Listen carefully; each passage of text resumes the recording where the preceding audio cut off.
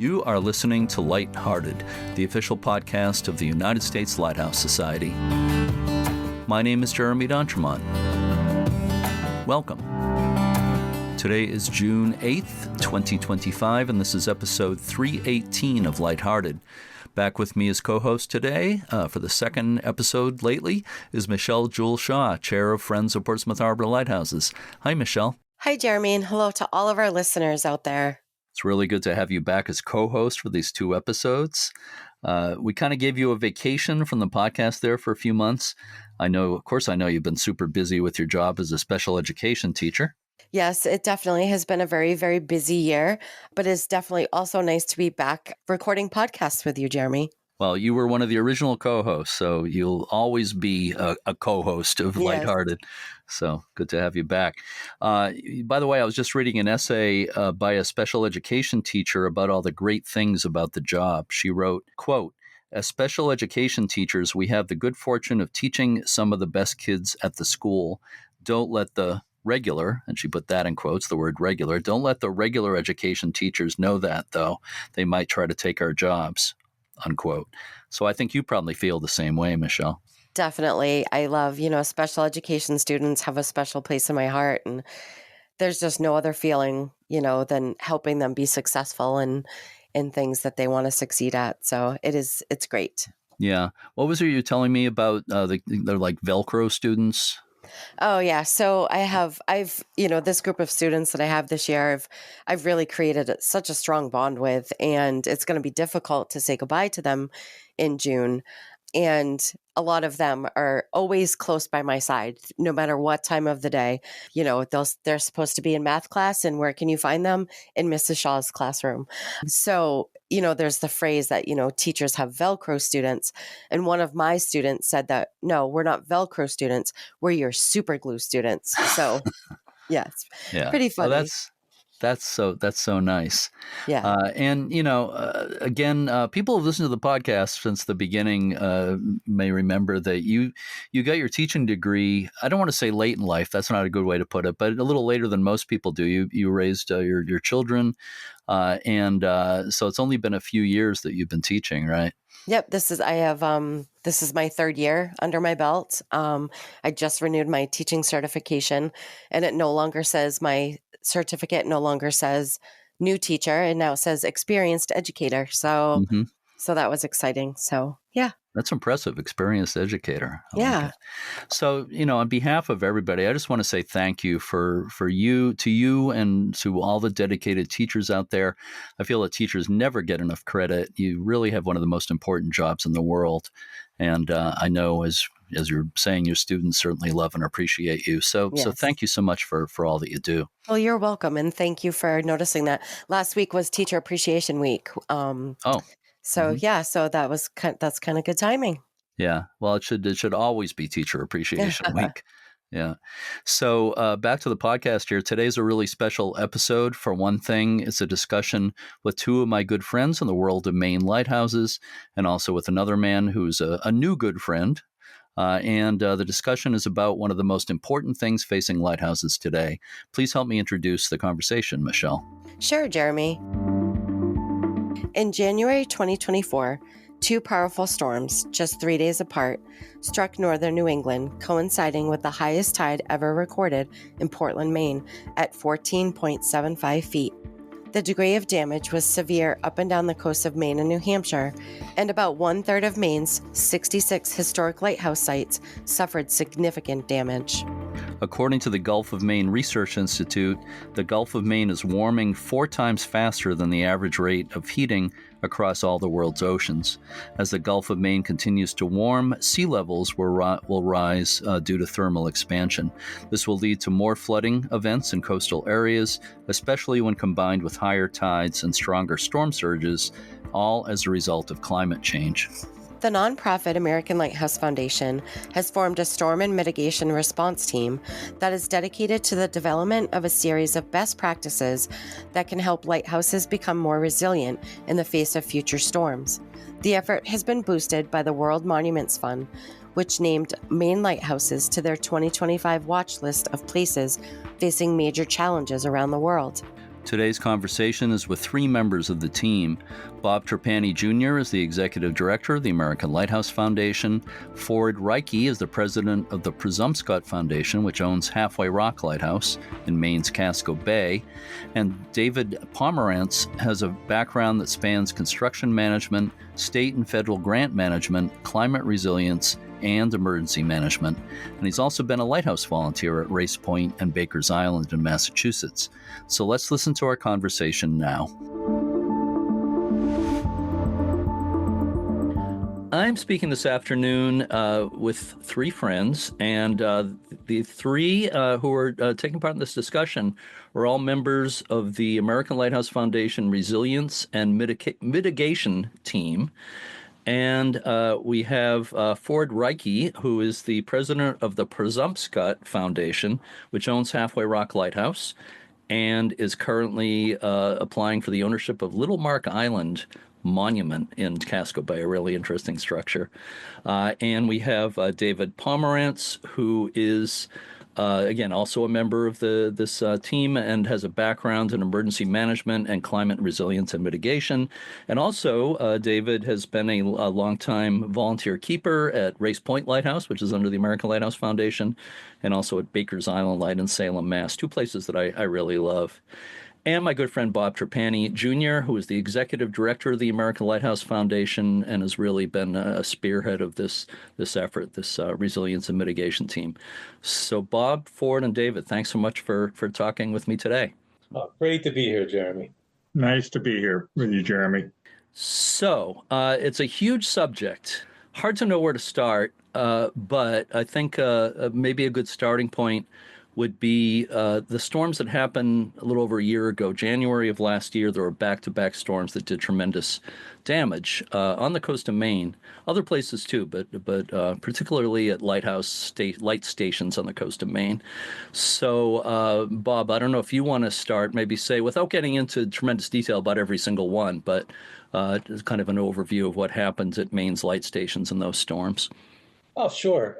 As we know, those storms, January 10th and January 13th, it was near unprecedented types of damage, especially from storm surge, which was coupled with the big tides that we were having during that month. And literally, the damage was it ran the gamut at light stations, of course, on the coastal communities as well. But I think the one big thing when Ford and I first started talking about the aftermath of that storm is like, okay, we're starting to see the news come in about what's had been damaged along our coastal communities, harbors. But this was January, it was winter, boats are out of the water, and it's like most of Maine's lighthouses are offshore. And it's like nobody had any idea what we were dealing with. Ford, and then you can say, what did we do next? I'll add one more thing about the storms. Because it's something I didn't understand until right after the storms. These were modest winter ocean storms. But they did coincide, as Bob said, with very high tides. In Portland, it was the highest tide ever recorded. And we know, we've all been reading that ocean temperatures in the Gulf of Maine are climbing faster than anywhere else in the world almost. That's accurate. And I couldn't figure out how that related, how increasing water temperatures necessarily were causing the highest tide we'd ever seen. And what I learned is the conventional wisdom. The Gulf of Maine is like a big bathtub, one way in, one way out. So there's not a great deal of water exchange. It's very close to the Gulf Stream, but not in it. And it's fairly shallow. So it just has all of the physical characteristics that would allow the water temperature to really increase with a slight change in the Gulf Stream. That's temperature change. Why is water level going up? And that's because of what's called thermal expansion. Everyone knows that when something is heated, it expands. So it's simply because the water gets warmer, it takes up more space. And even though you hear the saying water seeks its own level, it doesn't. The water is at sea level in the Gulf of Maine is different than sea level in the rest of the world. So I just wanted to make that comment to tie that back to climate change and what the temperature difference does to our water level. Yeah. Thanks for clarifying that, Ford. So, in a way, it was kind of like, of course, we had the famous perfect storm back in '91, but this was almost another example of sort of a perfect or imperfect combination of ingredients, including that king tide that happened around then. And to have back-to-back storms 3 days apart like that, I mean, that's highly unusual. First one was bad enough, and the second one was worse. The thing I find troubling about that, Jeremy, is that the perfect storm, the one in 79, or 91 actually, 91 rather, and also there was another storm back in 79 in February. Those are infrequent. What we're seeing with these high tides is they're much more frequent. So the thing I find most scary about this is that what happened in January is by no means an isolated or once in every 5-year occurrence going forward. Right. And moving back a little bit from that, in December 2022, 2 days before Christmas, there was a major coastal storm that I'm in Portsmouth, New Hampshire. And of course, that storm, as I think you all know, did tremendous damage at Portsmouth Harbor Light. It washed out a footbridge to the lighthouse. The storms last year also did great damage there. But and also I'll mention that I've been involved with Portsmouth Harbor Lighthouse for just about 25 years now, and by far the 4 worst floods I've seen there, floods caused by storms, the 4 worst have been in the last 4 years by far. Before that, there was nothing comparable. Right. So it certainly does seem to be happening more often. Well, to tie up our storm response there, and initially, Jeremy, to tie up our question on that. So there we are. There's this assessment going on what was damaged all along the coast of Maine and New Hampshire, and lighthouses aren't in that discussion. So that's when Ford Reiche and I took to the air on January 29th to do an assessment from Seguin Island at the entrance of the Kennebec River all the way up to Winter Harbor and Frenchman Bay. And in all, we discovered approximately 23 light stations suffering various levels of damage. So approximately 1/3 of Maine's lighthouses were damaged by these storms. So I just tie that all together. Yeah. And you said you and Ford took to the air. I just want to make sure people understand. You're not talking about you went on radio, but you went up in a helicopter to view. Yeah, the helicopter for sure. Yeah. We that coincided with a real realization for me that all these lighthouses that have been transferred from the federal government to other owners in the state of Maine, of our 66 lighthouses, only 18 are left in federal hands. Is that right, Bob? Yes. If you count the Fish and Wildlife and the Coast Guard, yes. So 18 of the 66 are in federal hands. The balance have been transferred to local communities, a few private parties, some very modest friends of groups, and in every case, without significant resources. So after those 2 storms, Bob and I were on the phone wondering, well, what do you hear about Seguin? What do you hear about this island, this lighthouse? And we didn't have any information. And I thought, that's because it's January and these aren't facilities with staff and boats and so forth. So that to me is a real element of this whole discussion of these lighthouses being in private hands with a new level of threat that's never been anticipated when the transfers were made. But so Bob and I, because we couldn't get any information, Bob did an informal count, just a projection. He said, I bet 24 lighthouses got whacked. We don't know. So that's why we rented a helicopter. Yeah. When you say 24 lighthouses, really more specifically light stations, components of these light stations, in many cases boathouses and things like that. Is that right? That's correct, Jeremy. That's an important point. Yeah, just to elaborate on that a little bit, Jeremy, it's not just the lighthouse itself. For the most part, the lighthouses are in pretty good condition. When you also consider the fact that the storms are increasing, as we just talked about previously, and where these light stations were originally constructed, exposed to the elements to the 10th degree, it's really the light stations that are doing the best with these increasing storms and impacts. It's the infrastructure, so all your utilities, your boat ramps, your walkways, your ramps, outbuildings, the whistle houses, oil houses. That's where the majority of the damage is occurring. So, and some of it extremely significant. One more point to what David and Ford are saying is the access for volunteers even was damaged. And I think that's key because, if you can't even get onto the island, if you can't bring contractors out there. So the access points were also part of that. And to David's point with the light station structures themselves, they all tell a story. Jeremy, you've seen all these light stations over the years. Some of them lost all their outbuildings, and there's this lonely lighthouse. And it's like, well, there was a much bigger complex, a much bigger story that was told. So when we see these structures damaged or lost, part of that history goes.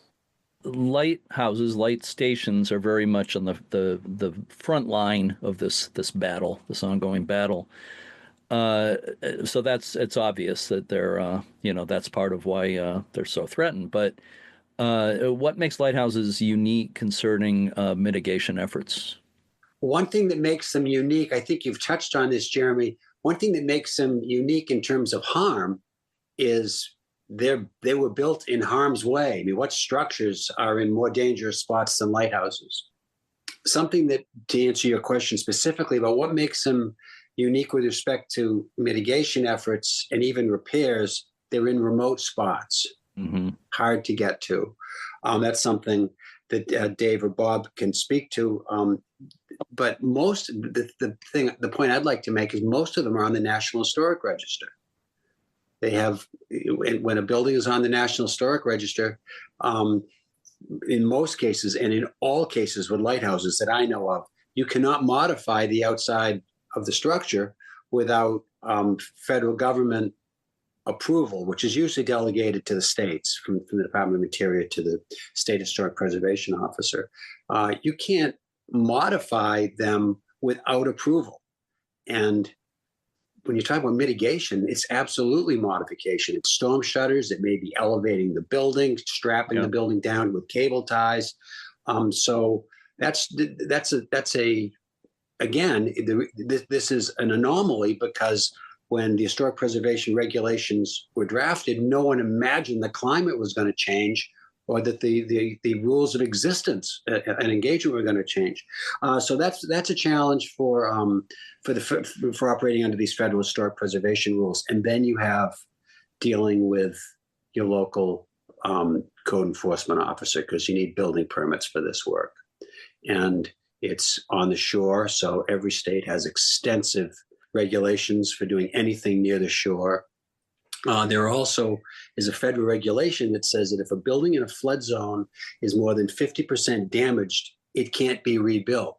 And the way they assess 50% damage is they go by value. So I had a code enforcement officer here in Maine who was lovely to deal with, but had never been through this before. It took me 3.5 months just to get a building permit to start my storm damage repair and my mitigation work. Yeah. Jeremy, just from a different perspective to your question about what makes lighthouses unique as far as mitigation is concerned, Bob writes eloquently all the time about the history and what they represent. And as a keeper out at both Baker's and Race Point, I do tours all the time, and it's amazing.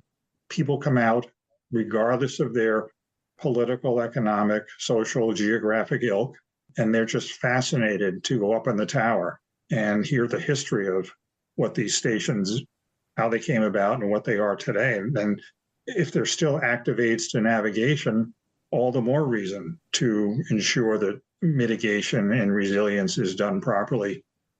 Just as an aside, my son is a commercial airline pilot. He flies all over the world.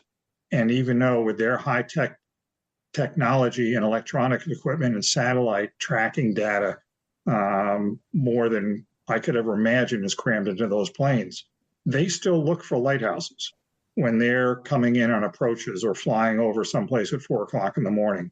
They'll check their charts, and if they see a lighthouse beacon on, it's reassuring, as my son says, and it confirms where they are. Yeah. So here we are, hundreds of years after lighthouses were first developed, and they're still interwoven into so much of what our lives are all about. I think one more concern, and there are many. Actually, we're not going to be able to touch on all of them. I think another concern that on top of what Ford and David have already stated, I think is just the logistics. So many lighthouses being offshore, finding professionals, contractors to be able to do this work who are capable. Then, as Ford touched on the Section 106 component, you also have to have contractors that are well versed in working with historic properties. So not, they're sensitive sites, as we know. So I think even just coordination, whether it's marine engineers, architects, and contracting, to be able to carry this mitigation work out effectively and comply with standards, it's definitely a challenge. Mm-hmm. Let me ask you, if there were greater mitigation efforts before those storms in January of last year, would the damage have been more limited? Great question. This is for me, this is the optimistic note in this whole saga. The answer is yes, because as Dave said earlier, the damage was not to these stone towers. It was to wooden buildings that can be beefed up with armor, and to docks that can be secured to the ledge and put in sacrificial decking so that it presents less resistance to the waves. So if this, in my observation, I'm interested to hear what the others say. In my observation, if affordable mitigation efforts had been in place for those storms, we would have seen much less damage. Mm-hmm. Is that an exaggeration? No, it's not. No. In fact, this would be a great segue, Bob, for you to talk about, the initial rollout of the best practices that we've been compiling and what that process is all about.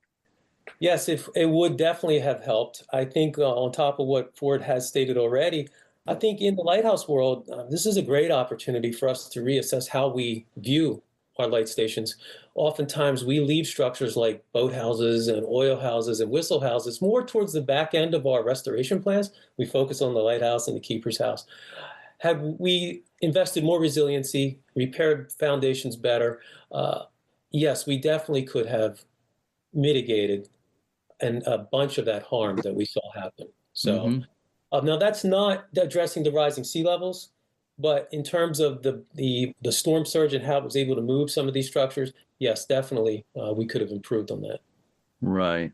And then there's as you just said, there's the question moving on to what greater mitigation efforts are going to be needed. Mm-hmm. But this might be a good point to define what is the American Lighthouse Foundation Resilience and Mitigation Committee. I think I have the name correct. So the team was really, the concept of the team came together in April of 2024. As Ford and I initially were working through these things, it was just, we realized that this was a big issue. Really, it's connected, but yet separate from the normal preservation activities.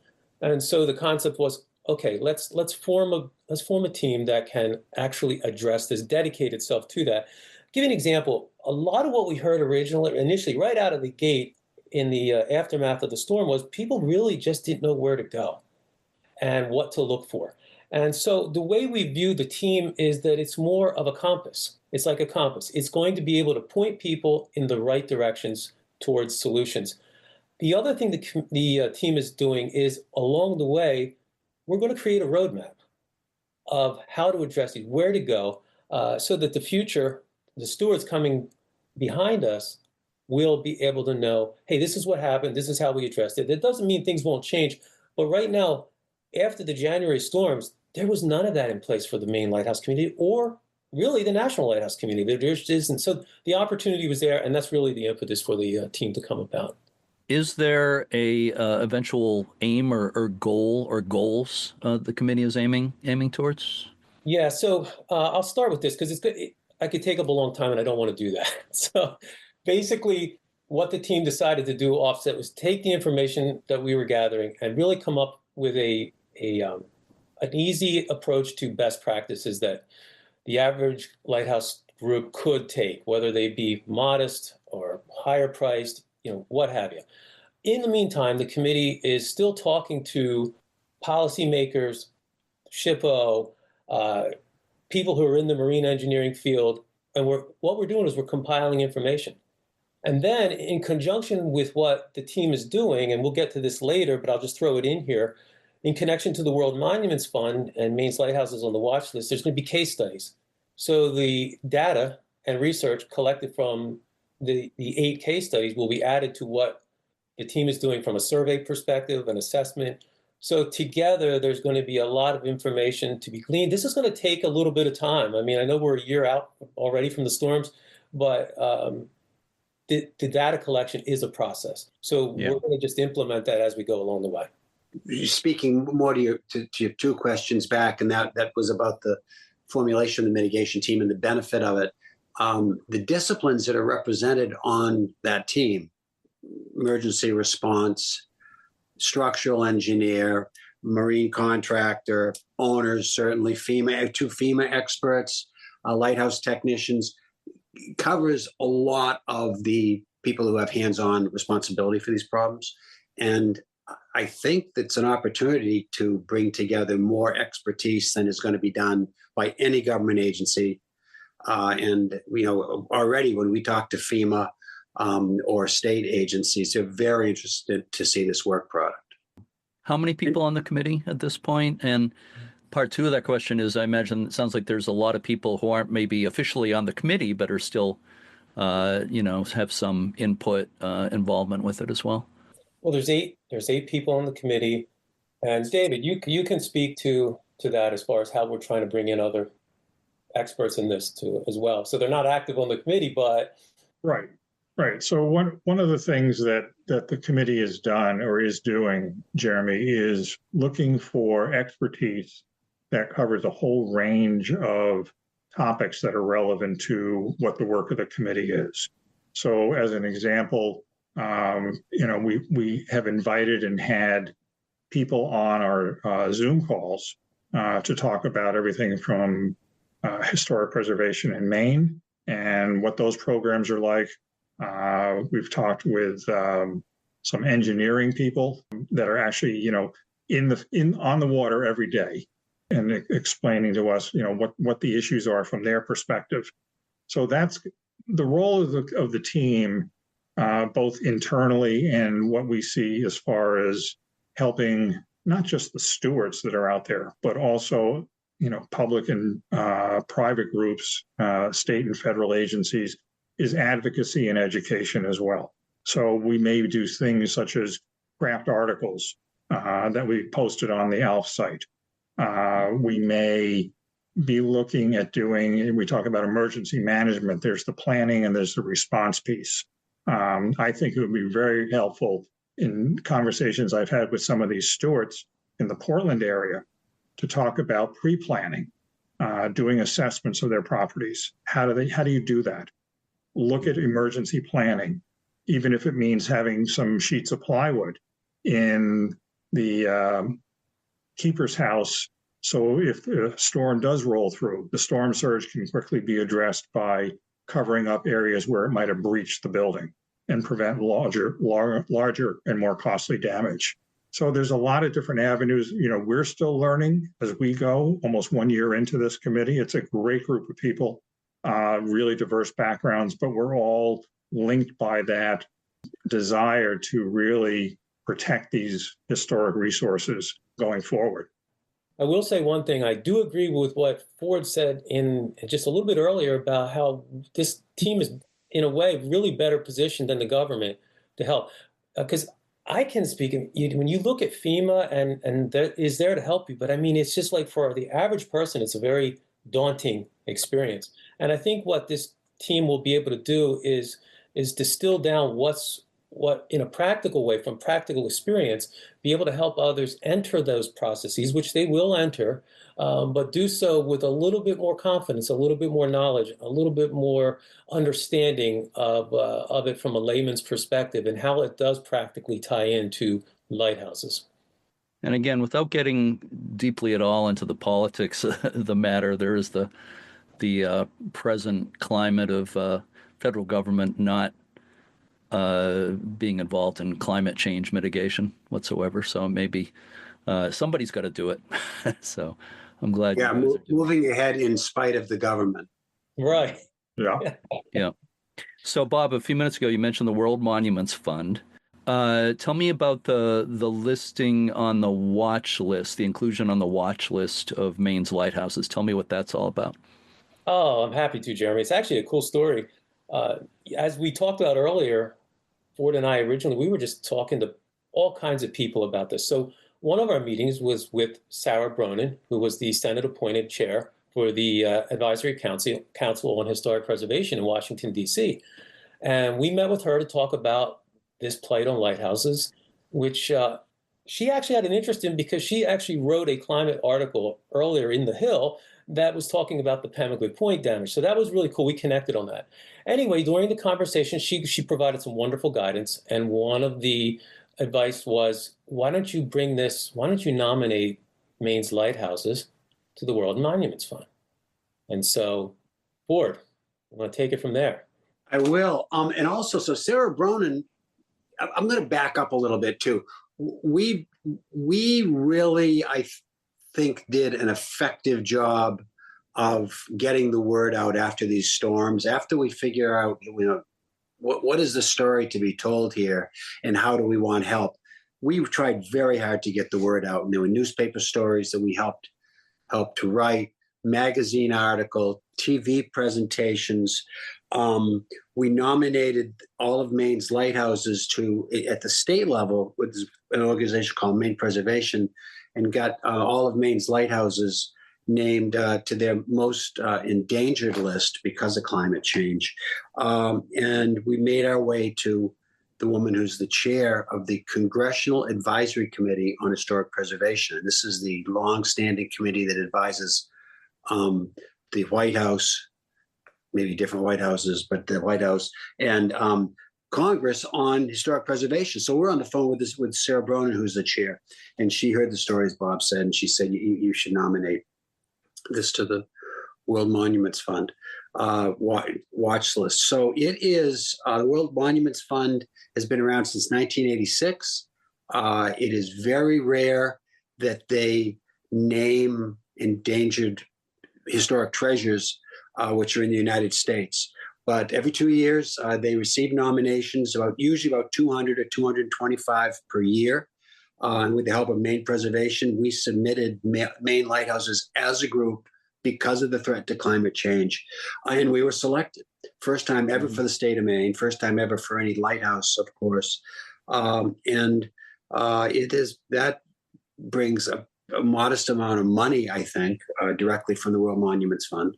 But an enormous amount of global recognition. Yeah, and Jeremy, on the climate change aspect, I know Ford can attest to this as well. Maine's lighthouses and the Swahili coast of Africa were the only two sites that were actually selected due to the threat of climate change. I mean, there's other aspects like Ukraine, Gaza, the conflict, what's that doing to historic sites and the tourism industry. But we're proud of the fact that Maine's lighthouses were one of the two sites worldwide selected for the threat that climate change is. But it's dubious, but it's actually good because it's going to help raise awareness, much needed awareness for these structures. Let me ask you, I imagine people listening, some people might think, well, so there's all this damage, but don't people have insurance that's going to pay for repairs of these places? So how do you answer that? I see you all of you almost laughing at that question. So, yeah. I don't know of any lighthouse that has insurance. Do you, Dave or Bob? No, not that kind of insurance, anyway. Not that kind of insurance. Right. Yeah. I mean, they're going to maintain property insurance, but it certainly is not going to be applicable to the volume of cost, to address the cost, rather, that they might be looking at for not just emergency repairs, but permanent repairs and mitigation. From my own experience, Halfway Rock and Little Mark Island are uninsurable, period. Yeah. Except, you can you have property insurance that covers like maybe fire, vandalism, things like that, but nothing like that even? You can't get you can't get fire trucks out there. So no, it's just true. Just no insurance at all. Yeah. So Jeremy, I think just an easy explanation is that of course flood insurance was totally unaffordable for lighthouses. So of course when we're dealing with climate aspects, flood is going to be a big part of that. And then we're finding that wind is being removed because it's too much of a risk for the insurance company. So if you can't cover flood and you can't cover wind, property insurance does nothing to help you recover from these types of disasters. Right. And correct me if I'm wrong, but Bob, you've been director of the American Lighthouse Foundation, what's a little over 20 years now, right? It's showing with my gray hair. Well, no, I'm not saying that, but it was different back then, right? I mean, you could have insurance that covered these things back then. Am I correct in that? Oh, yes, without a doubt. I mean, flood was always going to be a tough one, but definitely wind, which is really important because, I mean, you get these in the storms we saw in January, wind wasn't as big of a factor, but you get wind driving seas, you get wind bringing trees down, you get wind ripping roofs off of structures.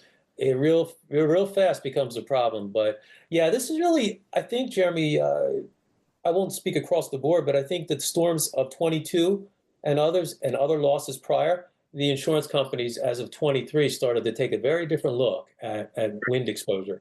So that's when we started to see the cracks in the armor and then going away altogether. Well, let me ask you, what is the role of federal agencies like FEMA, MEMA? Well, MEMA's Maine, right? What's the role of agencies like that in all this? They have historically had very few requests for support from lighthouses and have even more infrequently supported them. The Presumscot Foundation has been dealing with FEMA for Halfway Rock, and they've been cooperative, but we're a year and a half into it and don't have a resolution yet. They're doing the best they can with a strange set of rules. Yeah, and things are changing day by day these days. Yeah, and I'll add further. Ford had alluded to the fact of how many lighthouses, there's approximately 18 still in Maine held by the federal government. So if you, for instance, for ALF, any lighthouse with a Coast Guard license was not eligible for FEMA. So we know Portsmouth Harbor, Wood Island, those types of places, we're not going to be eligible for FEMA funds. I think the other thing, too, is that the layers of review are being added, because I know right now in the state of Maine, MEMA has not been provided with the funds to release because of more review that has been added to the process. So as Ford just stated, I mean, just his situation at Halfway Rock a year and a half into, I think the one thing, if that aid is going to come, I think we all need to be prepared for that aid to be very slow in coming. And you have to be able to protect these places in the meantime. And then at that, and again, Ford could speak to this with his experience at Halfway Rock, but there are things you can and can't do as you're going through that process. So it's an interesting one. Jeremy, just to pick up on Bob's point about not so much the volume of aid, but the timing of the aid, especially when you're in coastal zone areas, you can have quite sizable timeframes and costs associated with permitting, whether it's getting a permit from the local building department. I'm sure you need it for working in Portsmouth Harbor, but there's also state agencies that are going to want to weigh in. And, if you're involved in an area where the Army Corps of Engineers has jurisdiction of any sort, they're going to want to get involved in the permitting process. And you can't say permitting without saying cost and time. So it's not simply filing a building application like you want to build a garage behind your house and you get the permit in a week. So that's a good point, Dave. We got the environmental aspect of that. I mean, Jeremy, just to bring it back to Portsmouth, I mean, just like the piers for the walkway, if they're destroyed, you're drawing a permit to reestablish those piers. So yeah, right. Just back to FEMA for a second. I was just remembering how I think it was a storm in 2007 that washed out a covered walkway at White Island Lighthouse in the Isles of Shoals off the New Hampshire coast. FEMA funds paid for the rebuilding of that walkway, and then was it the same storm, Bob, that did some damage to the roof at the Nubble Light in York, Maine? I think it was. Yeah, and they got FEMA funds as well. So it was happening back then. It was slow, but it happened. It seems even more difficult now. So. Well, I think David probably could answer this question better, but I will say that it does appear that if you are a municipality or a state agency, there's a better path forward for FEMA funds than there is for nonprofits. I think that's a fair statement. Yes, that's a good point. However, they're not going to be driving up and handing you a check with 15 zeros on it if you're a municipality. if you are looking at doing emergency repairs, I think it's going to be easier to find funding, both state and federal, than right now than to start talking about mitigation and long-term resilience, which is going to be certainly more costly. But no less critical is the need to do those emergency repairs. So, if there's the next storm, which we all know there's going to be, you're at least protecting things as you try to move towards more permanent repairs or mitigation and resilience improvements. Another thing I've heard, I think, in our discussions recently, guys, is that you have an intern. You will be having an intern from the University of New England, which is in Biddeford, Maine, working with you. Can you explain what that's about?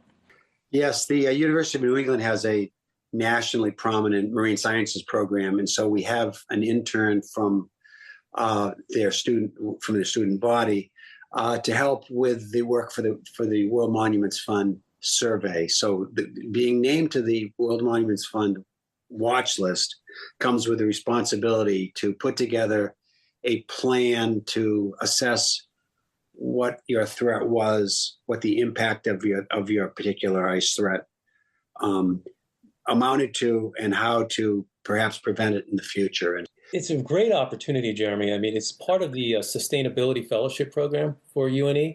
And so Ford and myself and Cameron Wake, who's a director there, will be serving as mentors for this intern. And it is tied directly, as Ford said, to the World Monuments Fund. And what that program will glean from these 8 sites that will be a part of the case studies not only goes back to what we were talking about earlier as far as data collection, but it will also drive things like workshops for preservation and mitigation that the WMF wants to conduct in this 2-year program, and other public outreach events as well. So it's a very important effort, and we're really happy to have UNE as a partner in all of this. So kind of cutting to the chase here, let me ask any or all of you, this is kind of a 2-part question. Where do we go from here? Part A of that is in the short term, where do we go from here? And part B to that is in the long term. Where do we go? These storms, and it's no overstatement, they certainly changed the conversation course of lighthouse preservation as we know it today.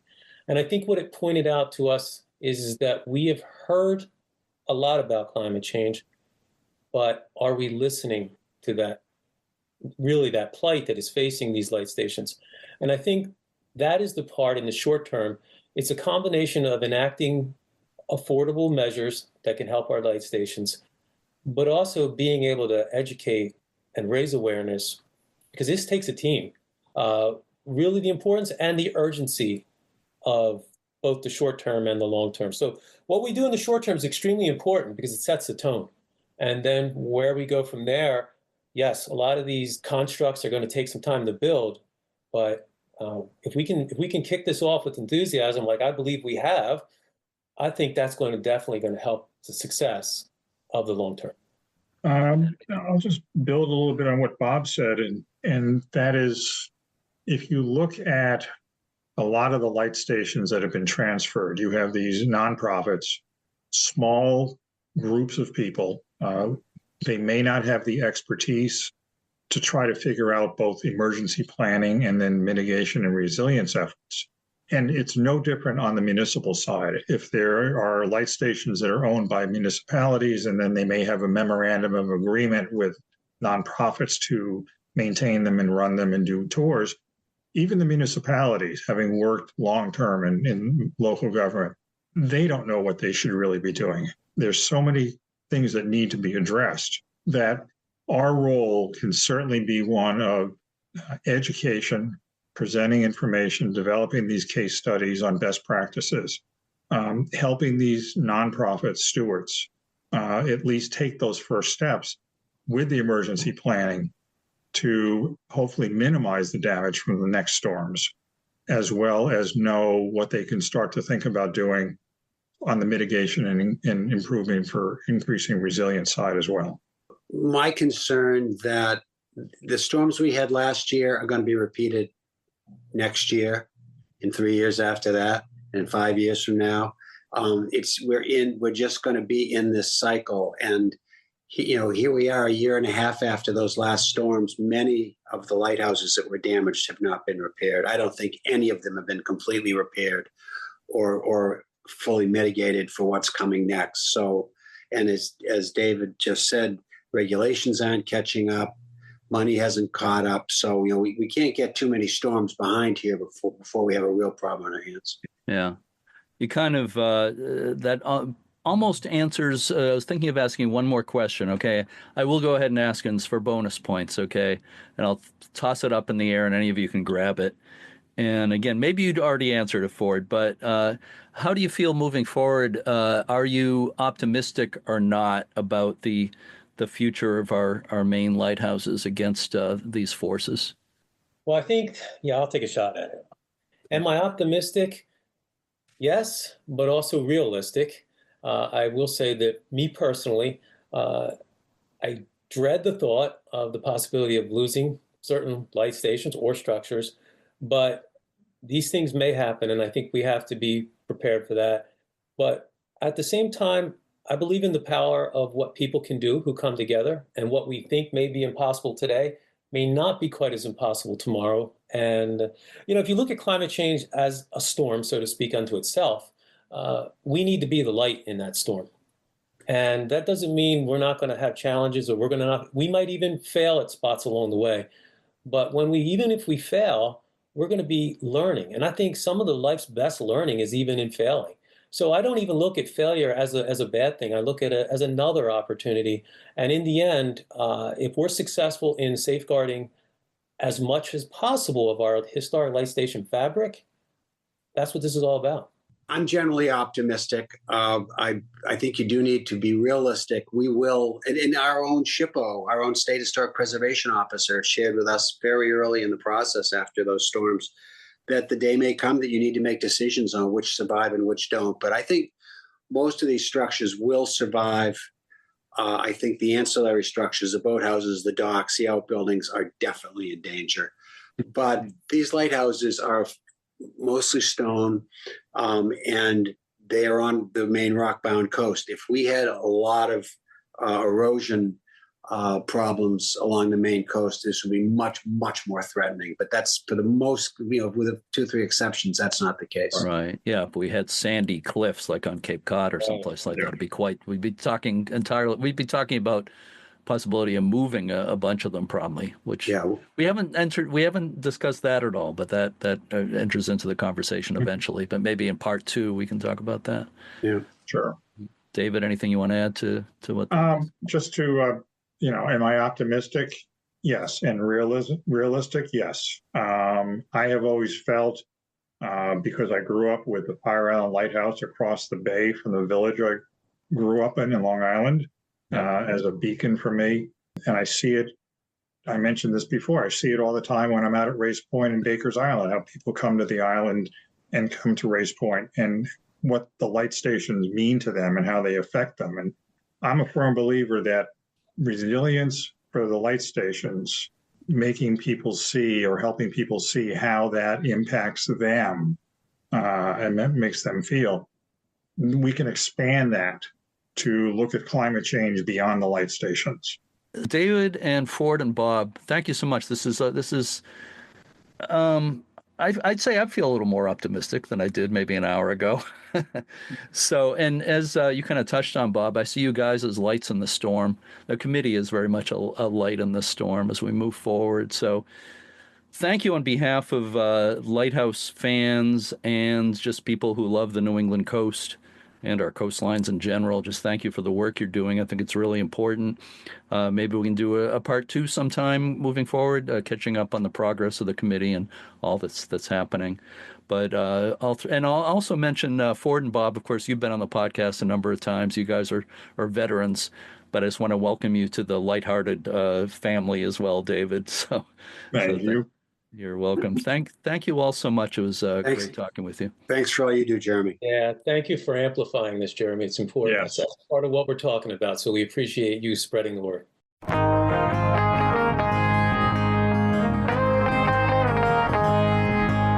You can follow the progress of the Storm and Mitigation Response Team on the American Lighthouse Foundation website at lighthousefoundation.org.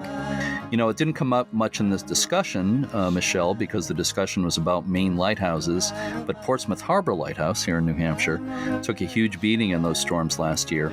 Our local group here, the Friends of Portsmouth Harbor Lighthouses, needs to not only restore the lighthouse, but to prepare for future storms. It's very much an ongoing process. It is an ongoing process that, will never be complete. We'll have to be constantly evolving our methods to, keep up with future storms and things like that. I'm sure we'll be talking more about this in the podcast in the future. So we're actually recording this in mid-May, but on June 2nd, I'll be heading to France for most of the month. I'll be taking part in the U.S. Lighthouse Society's tour. I'm also going to spend a little time on my own in Paris and Brittany. It'll be my first time in France. This is all very exciting. I'm sure it is. And I've got to say, Jeremy, I'm very jealous that I am not going to France this summer to visit lighthouses. That's definitely a bucket list trip for me, as are, Scotland, all, seeing lighthouses all over the world. But I hope you have a wonderful time. Well, thank you. And I'd fit you in a suitcase if I could, but I'm going to be packing pretty tight. I expect to have a great time. And just for people who don't know, the U.S. Lighthouse Society runs tours all over the world every year. There's a trip to the Azores this season as well as a few domestic ones. And next year's tours are listed on the site. So if you go to uslhs.org and look under tours, you can read all about it. So do you have any plans for your summer break this year, Michelle? Not really any traveling, maybe a couple of days up at the lake, lots of lake days and beach days. I hope to go visit the lighthouse a lot this summer, maybe not for tours, obviously, but just to go visit the space. And it's been a while since I've been down there, so just lots of relaxation this summer. Yeah, well, we have a beautiful area to relax in. You don't have to go too far. The lakes region and the mountains and the seacoast, and you can't ask for more right up here. Right. And just one more thing about the tours. I believe a couple of spaces have opened up on the USLHS Cape Cod tour in September, which I'll be co-leading with my niece, Tina Hans. You can check that out. And again, all the upcoming tours at uslhs.org.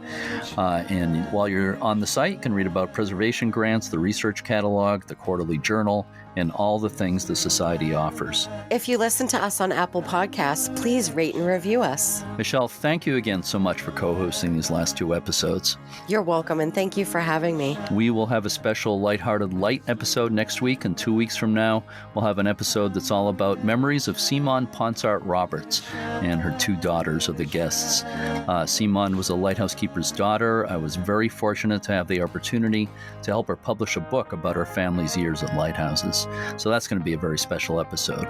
For now, to all our regular listeners and our new ones, thanks so much for listening, and keep a good light. Let it shine, this little light of mine.